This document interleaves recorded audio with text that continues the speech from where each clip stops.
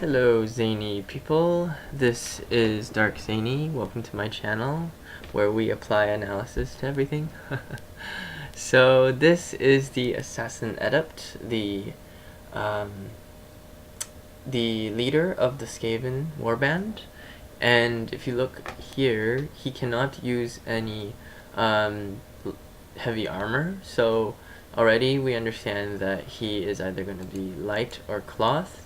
And so with light, you actually get some absorption, but you lose out on the chance of giving cloth, giving him more dodge. So it's up to you which path you want to build.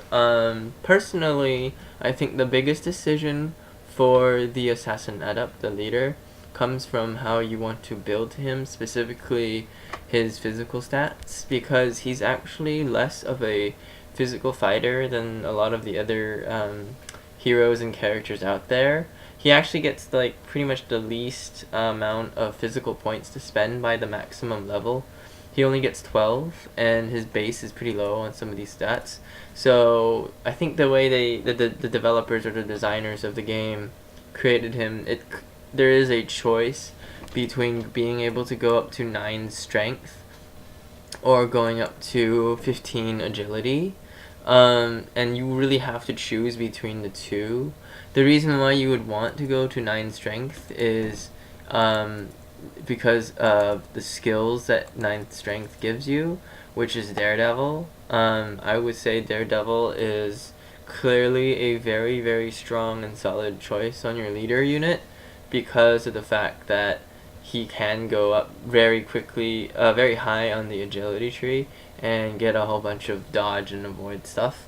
But the problem with that you have to choose is because it requires 9 strength.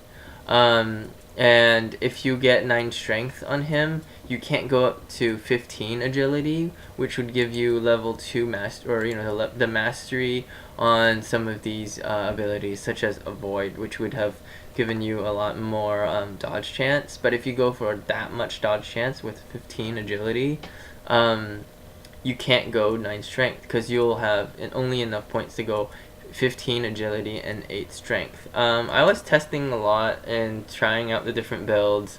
Currently in this particular warband, I have him on 15 agility just to see if more avoidance or more ability to dodge is better or more reliable.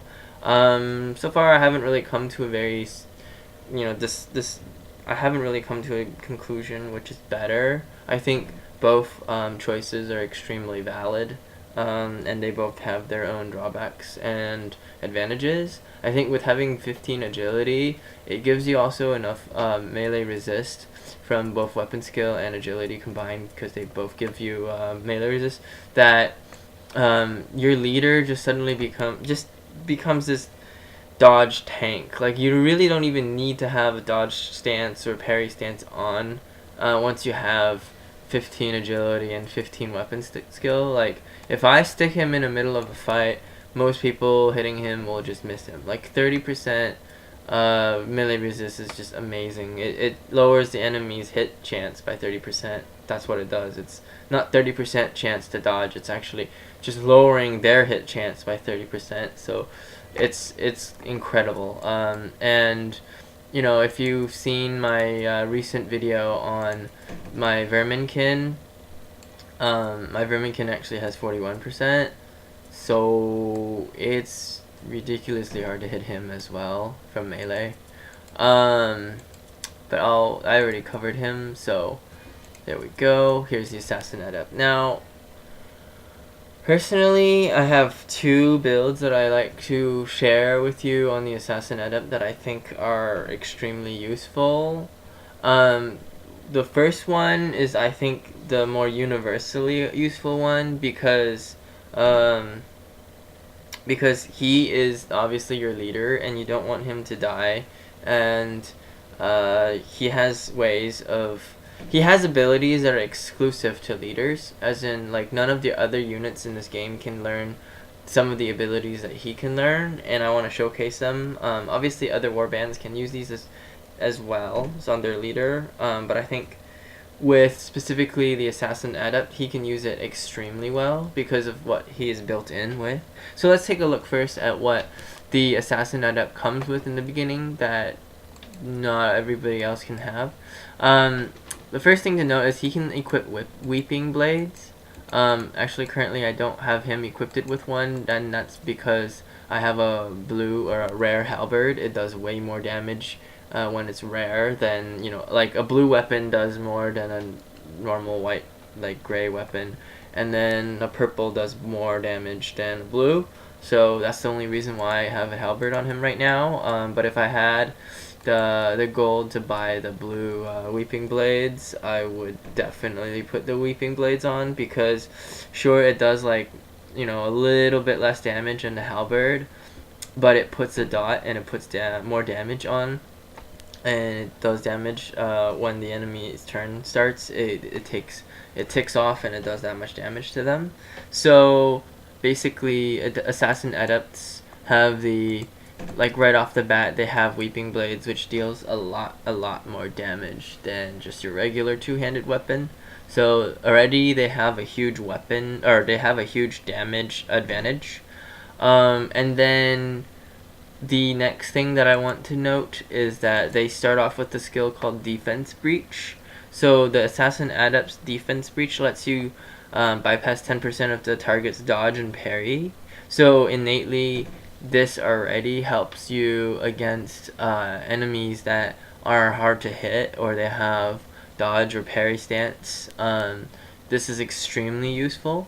And then finally, something else that sets your leader apart in the Skaven is that while he already has the 8 movement of, you know, pretty much every Skaven unit has 8 movement, which is a lot of movement. You know, this is the range. This is the movement range, or of how many meters your character moves per single strategy point, right? Not only does he start off with that already, because, you know, he's a Skaven, but also you start off, I think he starts off with 7 strategy points, or 8, or I forget if, because mine is really high level. Okay, mine's already like level 8, but just at level 0, like when you first get him, he has 1 more strategy point than all your other units. So that means his maximum move distance per turn is the greatest out of all of your units.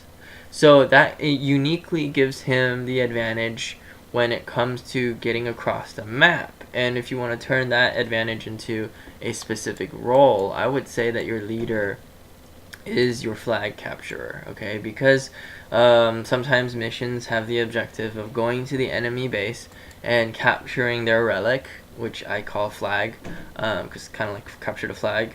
You want to consider your leader as the one unit that is the most suited for this role.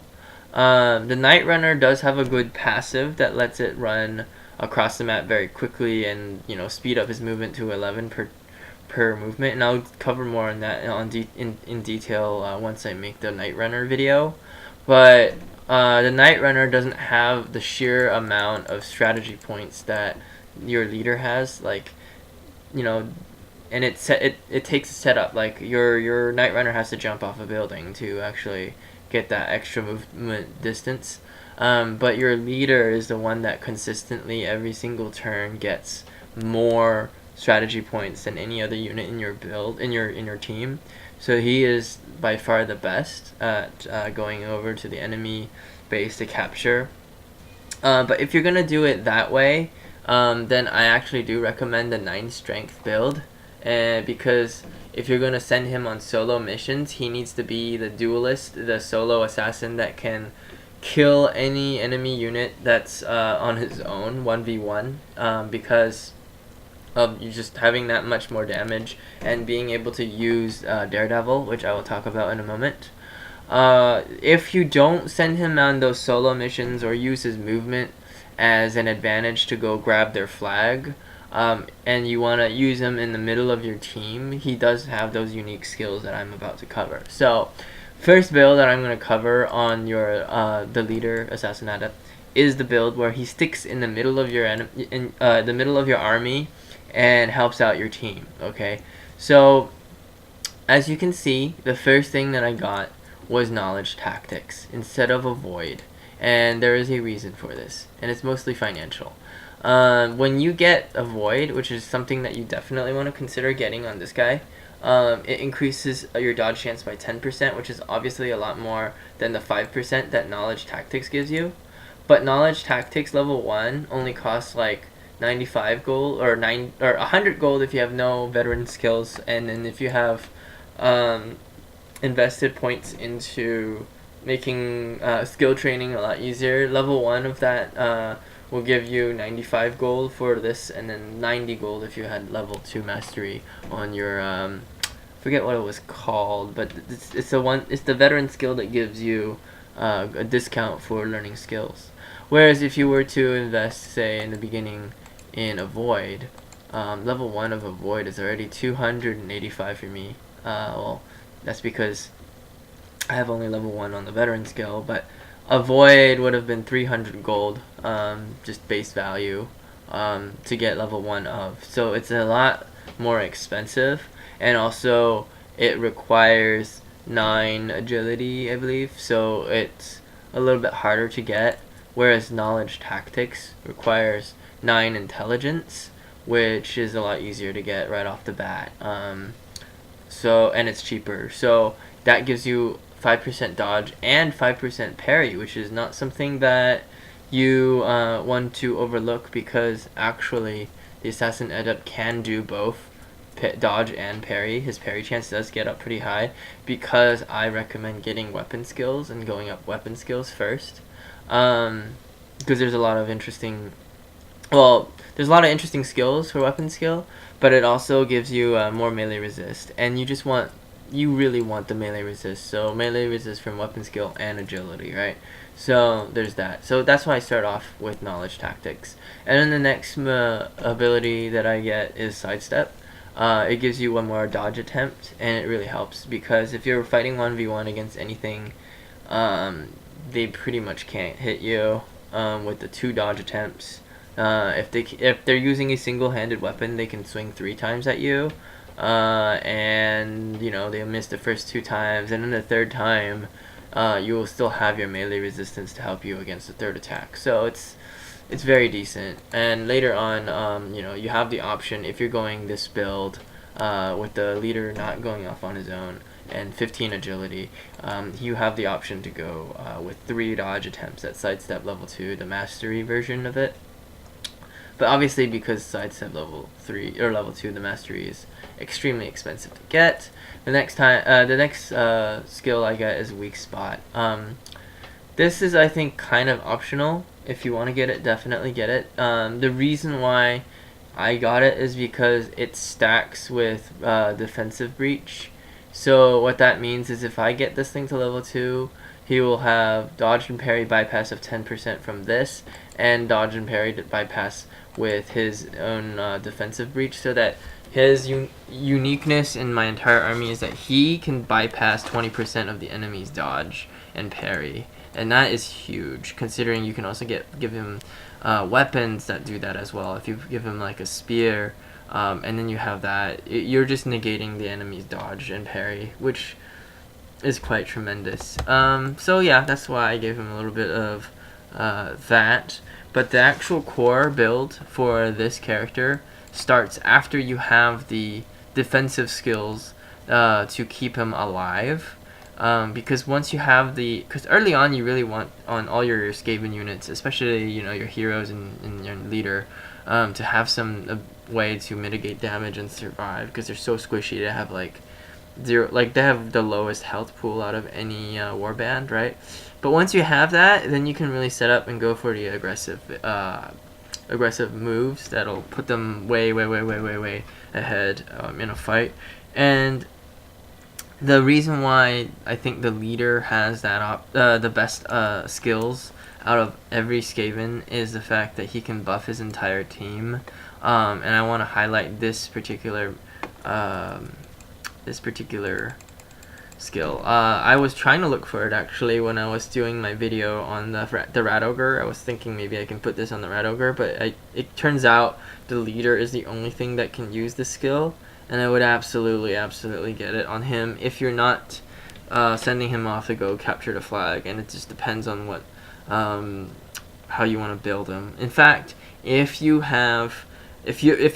warband is really leveled up and you have like in your late game and you've passed all the missions and finished a campaign, and you just want to be able to PvP, I would actually run 2 of these leader units, one with the Warcry build and one with the go off and steal the flag build, because these 2 builds are completely different and they offer different choices, and having 2 of them can help you with switching between them depending on what you want to do in a PvP match.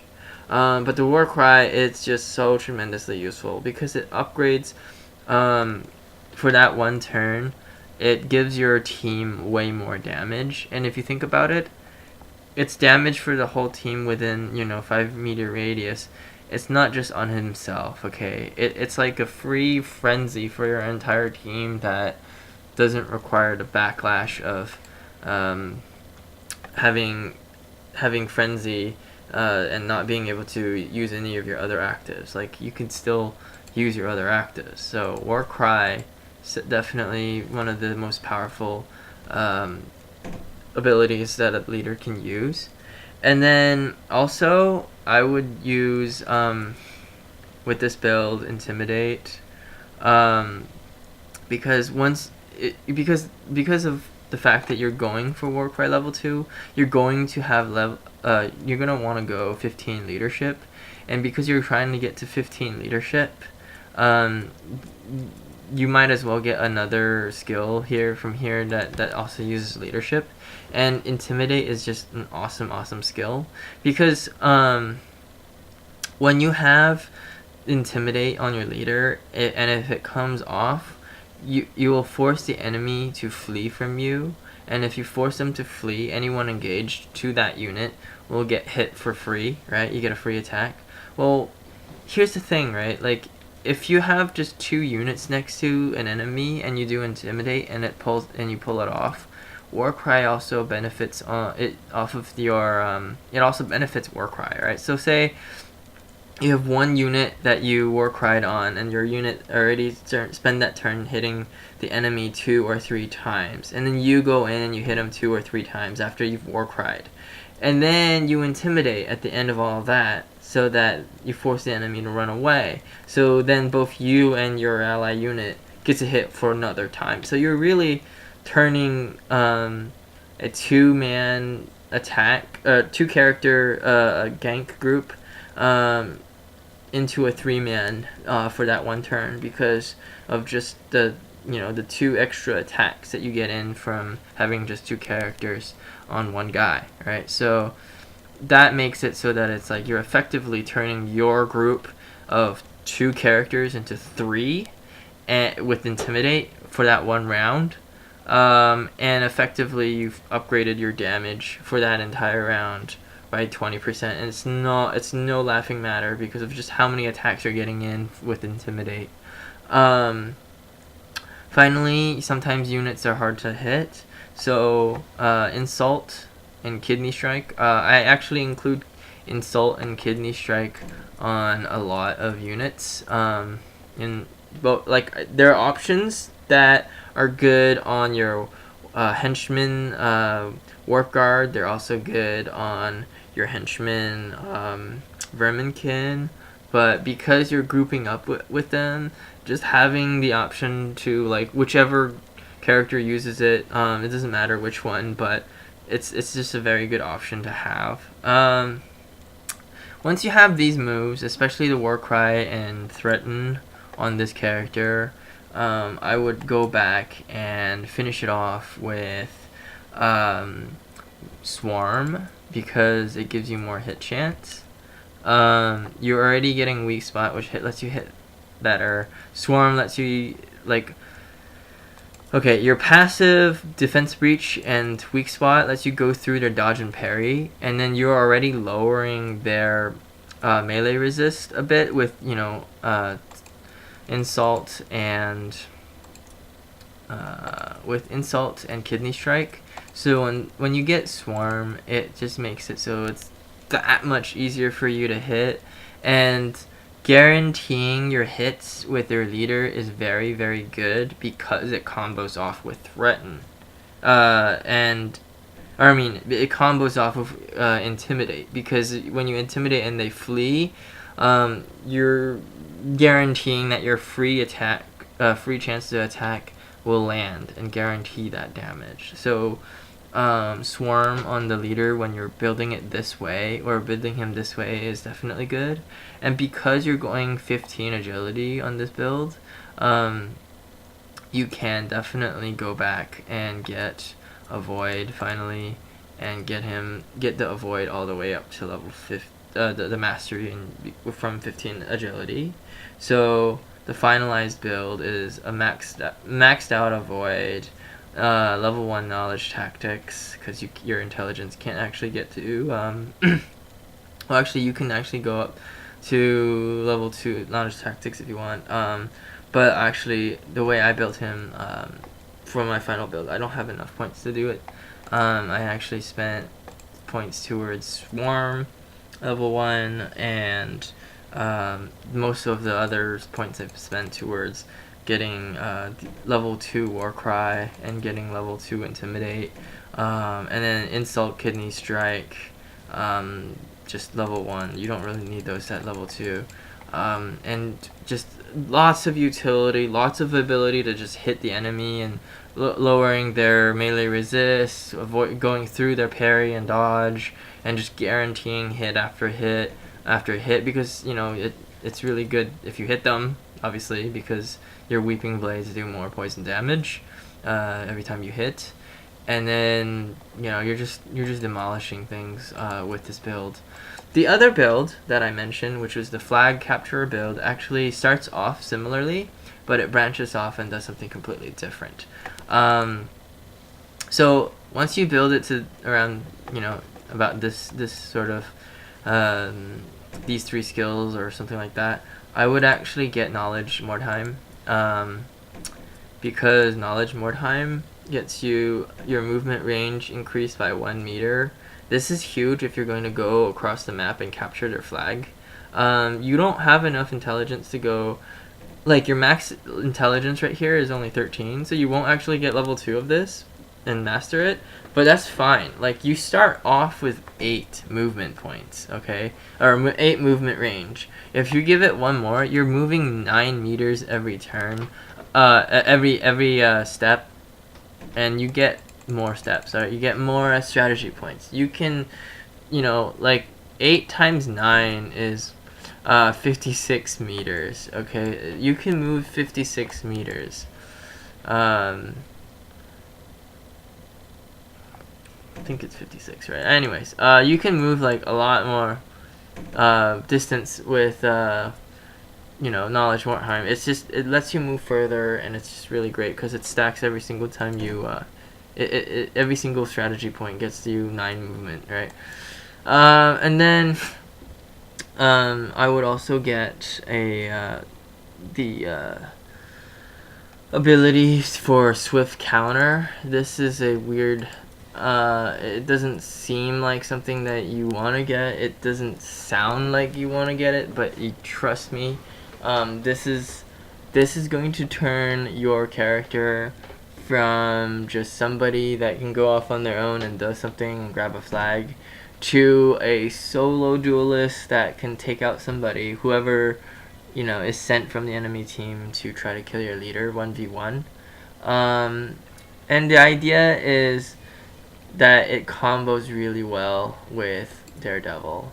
So Daredevil lets you gain a dodge chance every single time you hit somebody, right? So what that means, and you don't need level 2. Like, yeah, you don't max, your maximum is 10 strength, so you can't even get it. But it's not something to cry about, because level 2 doesn't really give it more dodge chances. It only, like, just having level 1 Daredevil will let you dodge. It give you a free dodge attempt. Level 2 just gives you more damage and melee resist. But honestly, like, 50% more damage, it's not that much more, because you want to hit them more often. That's what's more important, and you also want to be able to dodge. And so level 1 is really all you need. I mentioned this in my Verminkin build, where I said that you can initiate with Daredevil. Well, with this particular build, with Knowledge Mordheim and trying to rush him over to the enemy base to capture their relic, most of the circumstances and situations that you'll be running into with your Assassin Adept is based off of the enemy responding to you grabbing their flag. So they'll usually only send 1 or 2 units near, or send their nearest available units to come and intercept you. And you know, after you capture their flag or relic, your movement also gets a bonus of 3 more meters. So because you have Knowledge Mordheim, your movement is already at 9, and getting those 3 extra will skyrocket your movement to 12 meters per turn, or per strategy point. So it's extremely fast already. You probably won't have to deal with more than 1 unit at a time. Like even if you did get intercepted by 1 unit, you can quickly kill them with Daredevil. And the way you do that is once you Daredevil, and you have and you want to, the reason why you also want Swift Counter is because Daredevil spends 3 of your offense points right off the bat to give you the dodge chance every time you hit somebody. Swift Counter lets you recover more offense points every single time that you counter attack, which means more attacks, which means more damage from your weapons, more poison from Weeping Blades, and also just more counterattacks. And each time you hit them, obviously you get more dodge chances, right? So it's just great. You could pretty much 1 round like 1 guy comes at you, you can kill him in 1 round. But don't also underestimate the ability for him to 1v2, because once you get Swift Counter to level 2, which you definitely can with 15 weapon skill, if another guy comes at you and you had like maybe, you know, just barely enough to hit him back one time with your offense points, you can counterattack him, and because you have Daredevil already up, suddenly you're dodging him as well. So it's like, it's even better than Sidestep if you have Swift Counter, because Daredevil and Swift Counter combos together to allow you to just keep dodging as long as you have the offense points to counterattack. So you're just dodging everybody, and you have an incredible amount of dodge on this character. Even though if you get 9 strength, you can't get 15 agility to be able to have Sidestep level 2 or Avoid level 2. It's still definitely definitely very high dodge chance anyway, and you can still upgrade the dodge chance or through giving yourself items and chance to get it up to above 15 if you want to. But just keep in mind that using items and enchantments to get your agility above 15 or to 15 is actually not going to be able to help you with the skills in terms of leveling. Like if you want to get Avoid level 2, you actually have to physically have 15 agility in order to get Avoid level 2. Even if you have an item that gives you 1 extra agility, so that you have 15 agility, so you have base 14, and then you have that enchantment that gives you 1 extra agility, so you're at 15, it doesn't let you get this skill unless you have 15 agility from your actual stats, from your own personal stats, not from just items and enchants. So you're locked into either 9 strength or 15 agility, either way, and you can't build it like that based off of an enchantment. Someone actually mentioned on one of the forums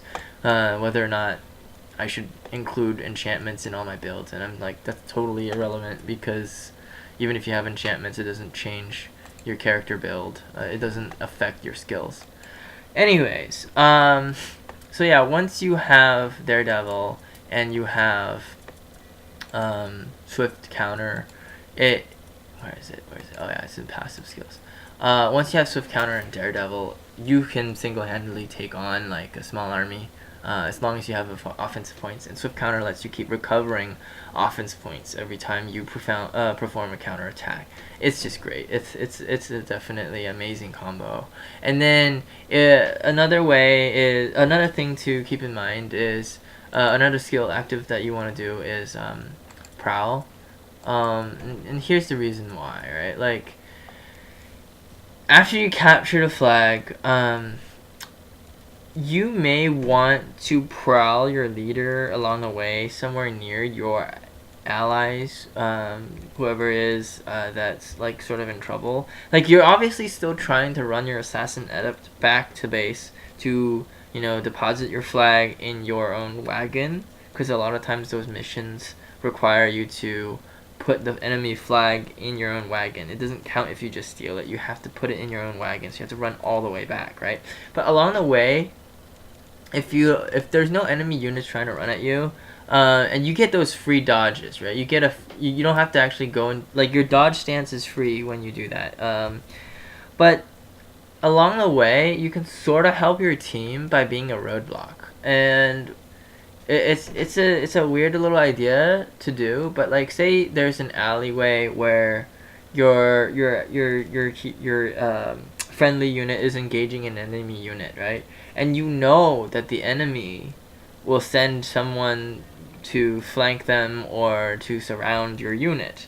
You can sort of ambush this leader somewhere close to there along the path that you think the enemy will send another unit, and you can sort of ambush them using Prowl.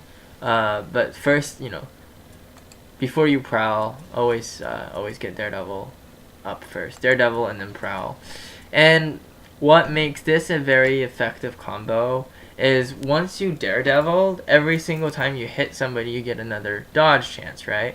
Prowl is an upgraded ambush that gives you another dodge chance right off the bat.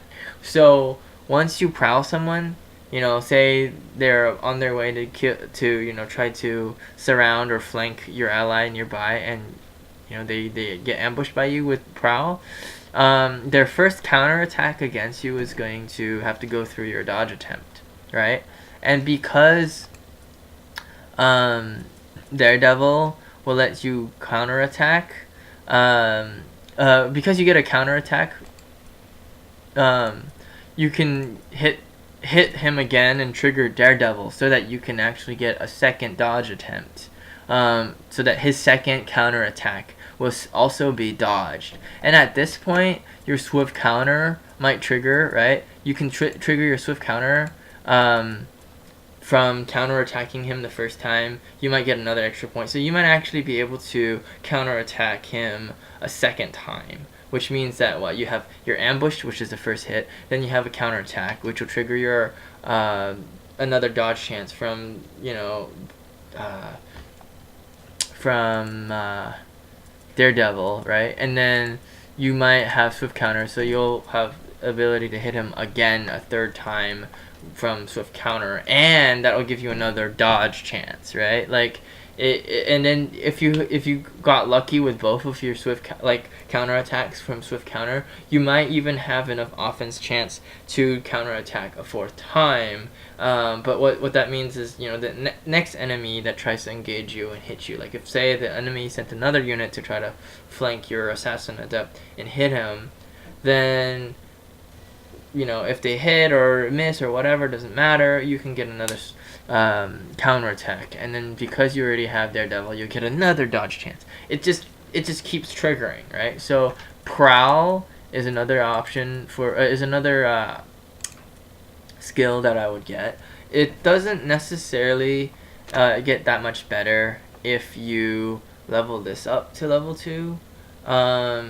So, and it doesn't matter, and you can't really do that anyway if you're gonna go for the Daredevil, because you won't have 15 agility like I mentioned earlier. So level 1 Prowl, level 1 Daredevil, level 1 Avoid, if it is optional, and then Weak Spot for sure. Like, I would almost guarantee getting like Weak Spot to level 2 over getting a void, and here's the reason why. Like, because you can't level a void up to level 2, you might as well go knowledge tactics.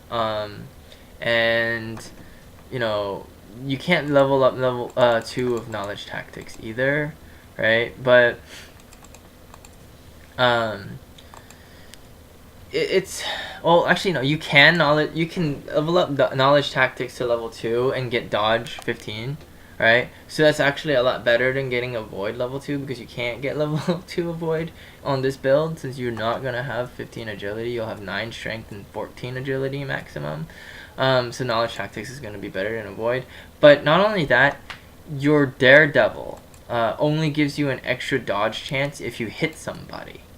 Okay, so what that means is getting weak spot to guarantee the hit is a lot more important. If you don't hit him and they dodge or parried or for some reason negated your ability to hit them, then you don't get that extra dodge chance from Daredevil. So weak spot is a very good skill to get.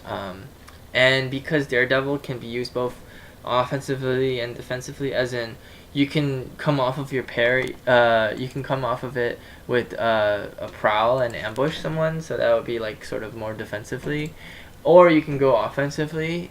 It doesn't matter if the enemy ended their turn with, like, you know, sidestep or dodge or parry or anything like that. You can initiate, you can even go into a fight starting it off with Daredevil and just hit them. Even if they're in, you know, dodge or parry stance, because of the fact that you have weak spot and defense breach, and you can bypass their dodge or parry quite easily. So that's why I got weak spot. I just think weak spot is a really good idea on your leader, because it stacks so well with your defense breach. It makes it even that much more reliable. So you're just reliably hitting enemies more often, you're dodging more often with Daredevil, and you're basically killing them very, very quickly, 1v1, and then getting away with your incredible movement. So that's my flag capturing assassin adept build. I do have other builds that I may put up in the description below, as well as in the threads on Reddit and the Mordheim forums. So, you know, keep an eye out on those threads in this video if you want to see more builds on my Assassin Adept. But these two are my main builds for my Assassin Adept, and I think they're the most efficient. So, yeah, thanks for watching, and the next episode I will go over the Black Skaven, and he's very similar actually to your Assassin Adept in that you actually do have to have, it comes down to a choice of either going for strength or agility, except the Black Skaven has a choice of going up to strength 15, which makes him a much more aggressive and deals a lot more damage than your Assassin Adept would. Like, he just goes for straight damage, and I'll go over the Black Skaven builds in the next video. So thank you guys for watching, and please subscribe and comment if you have any ideas or suggestions or feedback for me, and if you like my videos and want to keep watching. Thank you, have a nice one.